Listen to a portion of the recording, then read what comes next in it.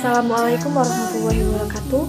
Saya Widianti, NIM 2101020024. Di sini saya akan mengerjakan ujian akhir semester mata kuliah Komunikasi Bisnis dengan dosen pengampu Dr. Ronald Aprianto, Sarjana Ekonomi Magister Sains.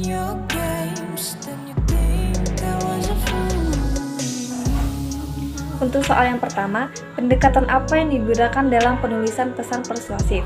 Pesan persuasif di dalam suatu organisasi dimaksudkan untuk menjual ide kepada orang lain untuk memberikan saran operasional lebih efisien, serta mengumpulkan dukungan untuk suatu kegiatan tertentu, dan untuk meminta bantuan dana bagi suatu proyek tertentu. Catatan Aida dalam menulis pesan persuasif. Yang pertama ada perhatian. Pemberi saran atau komunikator harus dapat sesegera mungkin meyakinkan penerima pesan sejak awal proses komunikasi berlangsung. Karena sejak pembukaan komunikator harus sudah dapat menarik perhatian bahwa ada pesan yang penting yang akan disampaikan. Yang kedua yaitu komunikator harus mampu menjelaskan secara rinci relevansi atau hubungan dari pesan yang disampaikan dengan kebutuhan penerima pesan. Yang ketiga yaitu ada hasrat, di mana komunikator harus berupaya untuk bisa merubah keinginan penerima pesan dengan jelas dan lebih rinci. Yang keempat yaitu ada tindakan.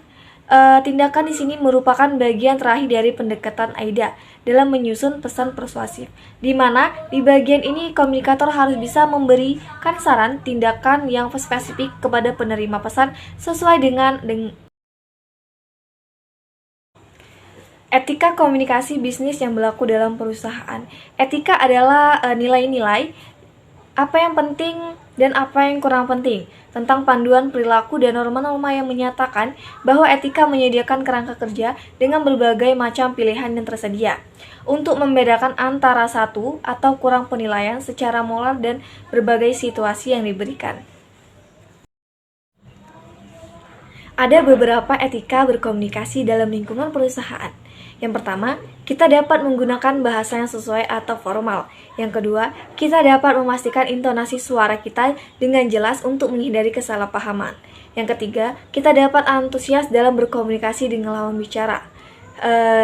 Kita juga harus berhati-hati dalam menggunakan bahasa tubuh dan juga ekspresi wajah agar tidak mendukung wartawan berbicara. Soal yang ketiga yaitu hubungan komunikasi bisnis dalam akuntansi.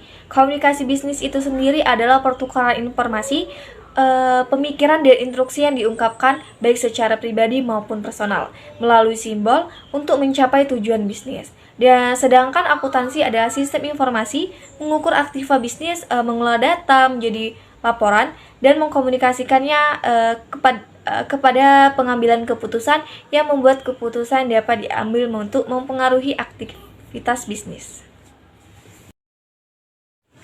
Hubungan komunikasi bisnis dengan akuntansi adalah terciptanya ruang lingkup kerja yang hidup. Dengan adanya komunikasi, kita dapat dengan mudah menghidupkan suasana kerja dengan menjalin hubungan komunikasi antar sesama serta atasan. Kita juga dapat memudahkan dalam pengumpulan suatu data informasi. Akuntansi dalam menghubungkan suatu data adalah komunikasi. Jadi tanpa adanya komunikasi dengan yang baik, maka seorang akuntan akan sulit untuk mengumpulkan informasi akuntansi guna mencapai tujuan kerja yang dilaksanakan. Demikianlah paparan yang dapat saya sampaikan. Saya akhiri, wabillahi taufiq wal hidayah. Wassalamualaikum warahmatullahi wabarakatuh.